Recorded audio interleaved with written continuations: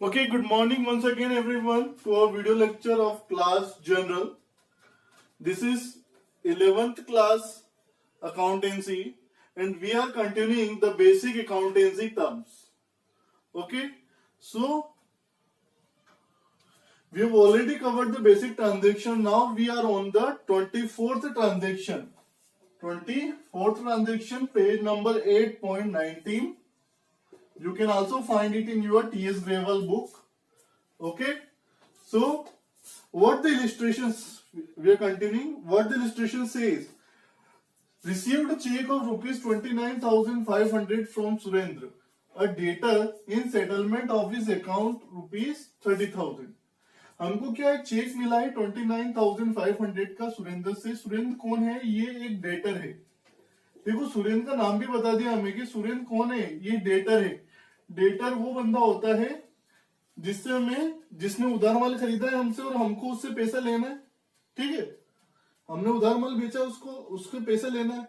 तो सुरेंद्र से हमें कितना पैसा लेना है? देखो, इन सेटलमेंट ऑफ हिज अकाउंट 30,000, मतलब उससे क्या है 30,000 रुपए का लेना थे और उसने कितने का चेक दिया है? 29,500 का. अच्छा, एक बात तो बता दूं मैं आपको, क्वेश्चन किस तरीके से बोला है. क्वेश्चन ने कि आपको एक चेक मिला है कितने रुपीस का? 29,500 का, वो भी सुरेंद्र से डेटर से. इन सेटलमेंट ऑफ हिज अकाउंट 30,000, मतलब टोटल अकाउंट कितना लेना था.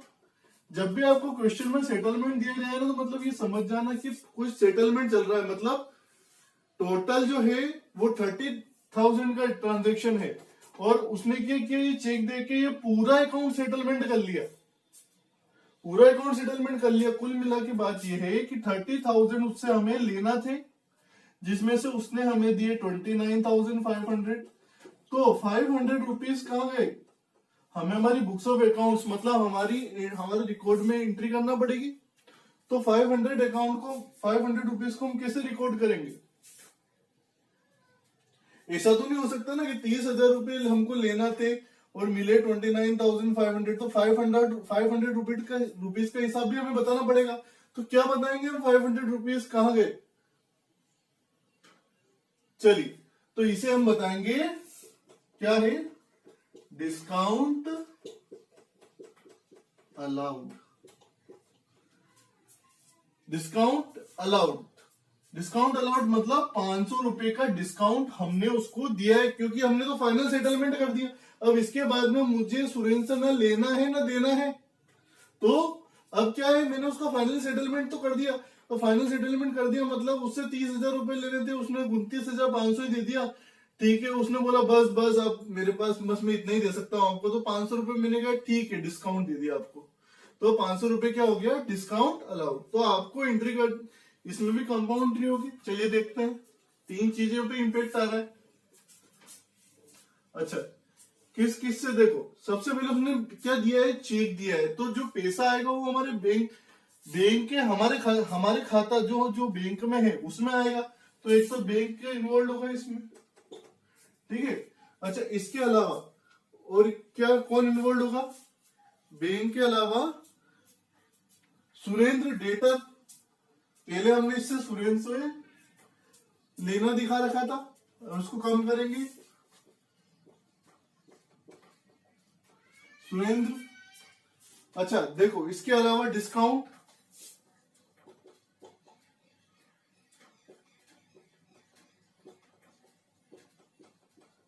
डिस्काउंट अलाउड, ये हमने डिस्काउंट दिया है. डिस्काउंट मिलता है तो रिसीव्ड लिखते हैं और अलाउ मतलब दिया है. एक बार और टर्म देख लेते हैं. डिस्काउंट अलाउड मतलब हमने डिस्काउंट दिया है. डिस्काउंट रिसीव्ड मतलब हमें डिस्काउंट मिला है. मतलब हमने क्रेडिटर से माल खरीदा होगा, उसने हमें डिस्काउंट दिया है, तब डिस्काउंट रिसीव्ड आएगा. अभी हमने डिस्काउंट हमने दिया है इसलिए डिस्काउंट अलाउड. ठीक है. चलिए, बैंक क्या है यहाँ पे? बैंक का हमेशा एसेट ही रहा है. सुरेंद्र क्या है? डेटर है. डेटर से पैसा लेना देता है, इसलिए वो क्या रहता है? हमारा एसेट रहता है. डिस्काउंट अलाउड, हमने डिस्काउंट अलाउ किया मतलब एक्सपेंस है हमारा.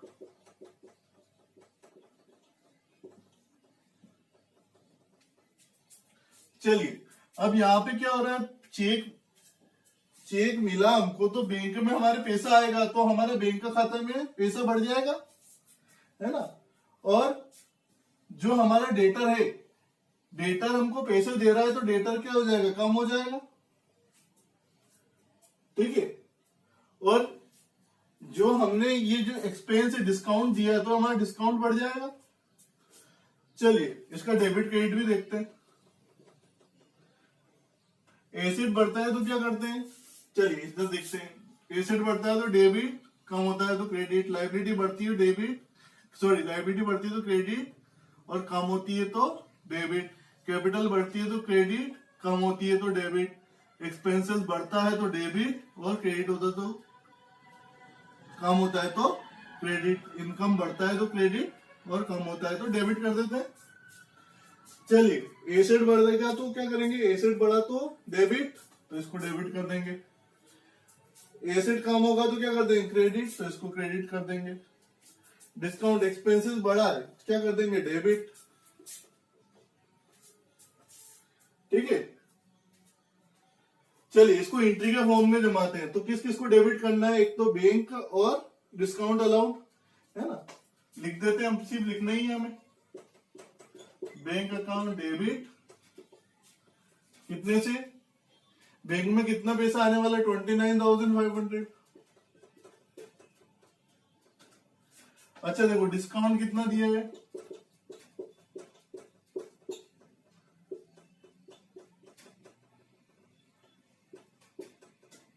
डेबिट कितना दिया डिस्काउंट, 500 रुपए। हम ऑलरेडी कर चुके हैं इसका कैलकुलेशन, पहले ही बता दिया था मैंने, है ना। टू किससे मिला है, सुरेंद्र से। सुरेंद्र क्रेडिट है इसलिए नीचे 2 में लिख रहे हैं इसको। कितना, 30,000। ये सिर्फ समझने के लिए है, इसको ये वैसे लिखाएगा नहीं, ठीक है।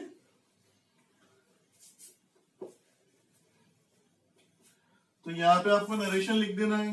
क्या लिख देना है, a cheque received of 29,500 and discount allowed of 500 rupees to Surendra. ये आपको नरेशन लिख देना है यहाँ पे। So this is the end of 24th transaction. ज्यादा चले, एक दो बार करेंगे तो आ जाएगा, it's not too much challenging, very simple transaction, okay. Moving toward next transaction. Okay, moving to next transaction, transaction number 25. Paid telephone bill of ₹1,000 in cash. हमने क्या किया है, टेलीफोन बिल 1,000 रुपए का कैश में दिया है, ठीक है। ऑब्वियसली अगर ये यहाँ पे कैश नहीं भी देता तो हम भी मान लेते कि कैश में दिया होगा, क्योंकि कोई भी बिल अगर बंदा पे करता है तो वो कैश में ही करेगा, ऑब्वियसली बात है। उधार तो पे कर ही नहीं सकता है ना, तो वो कैश में ही करेगा। तो यहाँ कैश नहीं भी लिखा होता तो हम मान लेते, पर अच्छा है क्वेश्चन ने हमें दे दिया कि टेलीफोन बिल कैश में दिया है।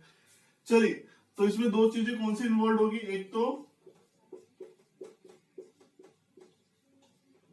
टेलीफोन एक्सपेंस, टेलीफोन का किसका पेमेंट कर रहा हो, एक तो टेलीफोन बिल का, और किसमें कर रहा है, टेलीफोन का एक्सपेंस का पेमेंट कैश में कर रहा है, तो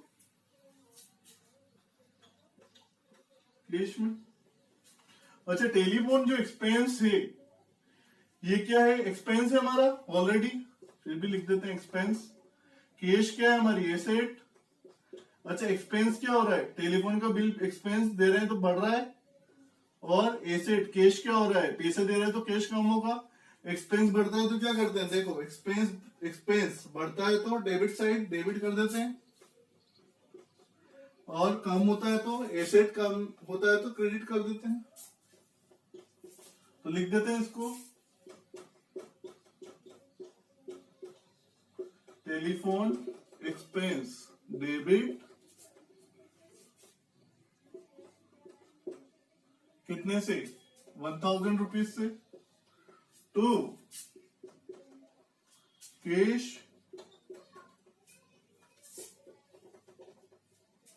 नरेशन लिखिए, नीचे लिखना ना भूले, बीइंग क्या लिखना है, सिर्फ आपको being telephone expenses paid.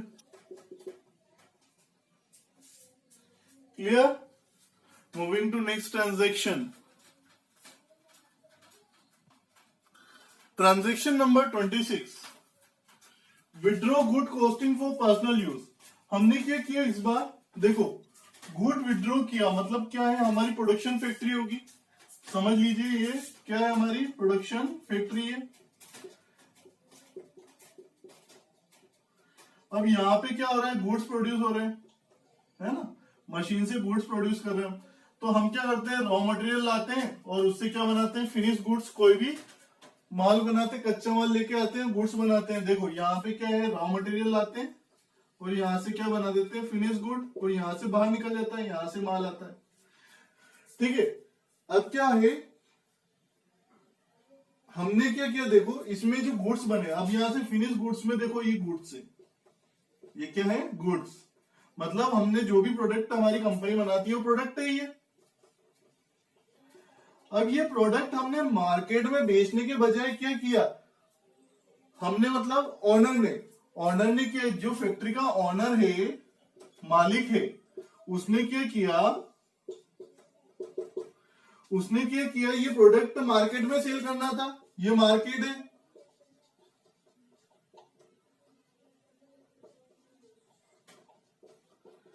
Market में सेल करना था, और मार्केट में जब प्रोडक्ट सेल होता है तो उसमें क्या, अभी यहां से जो प्रोडक्ट आता है ये कॉस्ट पे आता है, कॉस्ट प्लस इसमें प्रॉफिट जुड़ता है और ये सेल वैल्यू पे जाता है ना, मार्केट में सेल वैल्यू पे बेचा जाता है और यहां से निकलता है, तभी हम सेल वैल्यू पे निकालते हैं इसको। ठीक है, पर जब ये प्रोडक्शन के अंदर बना तो अभी भी कॉस्ट भी, ये भी इस पर हमने प्रॉफिट नहीं जोड़ा। अब इस बंदे ने क्या, ओनर ने क्या किया, उसको है ना, उसने कहा, फोन लगाया अपने एम्प्लॉयज को, बोला कि बोल के 10 पैकेट मेरे घर पे भिजवा दो, 10 पैकेट मेरे घर पे भिजवा दो, या फिर मैं अपने पर्सनल यूज के लिए ले जा रहा हूं। तो अब ये जो 10 पैकेट हैं, क्या ये मैंने मार्केट में, अगर मैं मार्केट में बेचता तो मैं प्रॉफिट जोड़ता, पर ये मार्केट में तो बेचा ही नहीं मैंने, मार्केट में आने से पहले ही यहां से क्या किया, मैंने ओनर के घर पे ले गया मैं, तो इस पे मैंने ना प्रॉफिट जोड़ा, प्रॉफिट भी नहीं जोड़ा। अब ऐसे गुड्स को ध्यान देना, ट्रांजेक्शन ने क्या दिया, withdraw good costing for personal use. अब इसने फैक्ट्री किसकी थी, इसी की थी, इसने क्या किया, गुड विड्रॉ किया, मतलब गुड यहां से ले गया ये अपने यूज के लिए, तो इसको हम एंट्री क्या करेंगे, इसमें कोई प्रॉफिट तो जुड़ा नहीं है, तो हम इसको कैसे दिखाएंगे हमारे अकाउंट्स में, देखते हैं। एक तो देखो, अगर ये बंदा कैश विड्रॉ करता है तो हम क्या यूज करते हैं, देखो सबसे पहले तो पर्सनल यूज के लिए कुछ भी ले जाता है तो हमको मालूम है, कल ही हमने देखा था कॉन्सेप्ट में ड्राइंग, इससे पहले वीडियो लेक्चर अटेंड करें, ड्राइंग यूज होता है अगर पर्सनल यूज के लिए, अगर कुछ भी ले जाता है। और क्या ले गया वो पर्सनल यूज के लिए, पर्सनल यूज के लिए गुड्स ले गया। तो कभी भी अगर गुड्स अगर पर्सनल यूज के लिए ले जाता है बंदा, तो ध्यान रखें, हम क्या कर देते हैं, परचेस में से कम कर देते हैं। एक चीज और इंपैक्ट होती है, क्या इंपैक्ट होती है, परचेस इंपैक्ट होता है, परचेस अकाउंट इंपैक्ट करते हैं। हम क्या करते हैं, कॉन्सेप्ट समझते हैं इसके पीछे, ड्राइंग तो हम करते ही हैं, पर परचेस में से कम कर देते हैं। क्या कम कर देते हैं, कैसे कर देते हैं, देखते हैं। जब बंदा क्या करता है, ओनर माल मंगाता है, मतलब अपने पर्सनल यूज के लिए सामान ले जाए, जो कि उसको ले जाना नहीं था, क्योंकि मार्केट में सेल करने के लिए था, पर वो अपने घर पे यूटिलाइज करने के लिए ले गया, तो इस पर प्रॉफिट भी नहीं जोड़ पाया।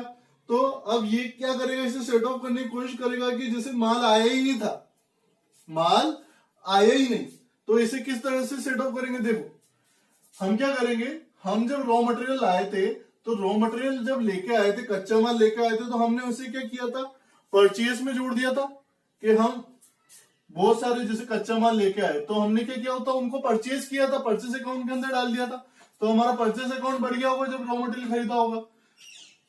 अब क्या करेंगे, वापिस जब हम ये बंदा ड्राइंग कर रहा है, तो हम परचेज अकाउंट को कम कर देंगे। क्या कर देंगे, परचेज अकाउंट को कम कर देंगे। चलिए इसको एक दूसरे तरीके से और समझते हैं।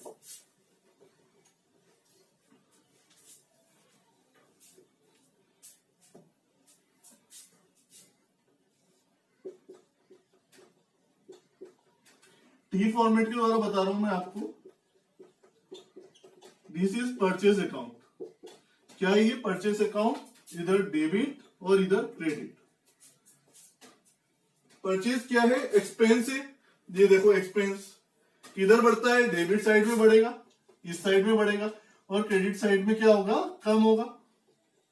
ठीक है, इस साइड बढ़ेगा और इस साइड कम होगा, है ना।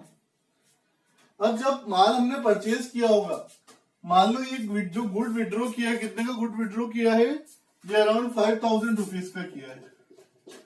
तो जब इसने परचेज किया था तो कितने 5000 रुपए से परचेज अकाउंट बढ़ा दिया था, बढ़ ही गया होगा, स्वाभाविक सी बात है।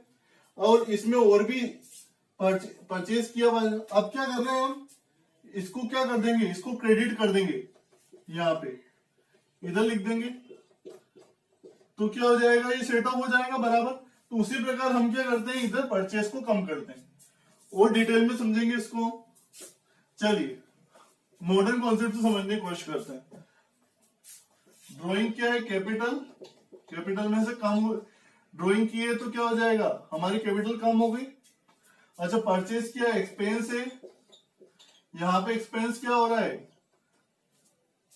एक्सपेंस क्या हो रहा है? पहले बढ़ गया था, उसने जब हमने परचेज किया था जब तो बढ़ा हुआ था, पर अभी हमने उसने गुड्स विड्रॉ किया तो हमारा परचेज अकाउंट हमने क्या कर दिया? परचेज को कम दिखा दिया, और हमने ये बता दिया कि हमने वो गुड्स जो इसने 5000 रुपए गुड्स विड्रॉ किया वो हमने परचेज ही नहीं किया था कभी।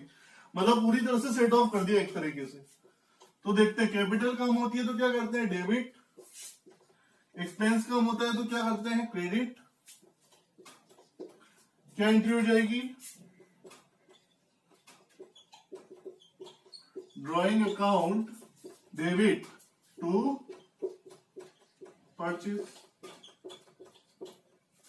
कितने से? 5000 रुपीज से। ध्यान रखें, कुछ स्पेसिफिक केस में जहां पे गुड विड्रॉ होगा या फिर गुड सैंपल में बांटा जाएगा तभी परचेज अकाउंट को यूज किया जाएगा, परचेज में से कम किया जाएगा, अदरवाइज परचेज यहां पे कभी नहीं आएगा। Clear? Moving to next transaction.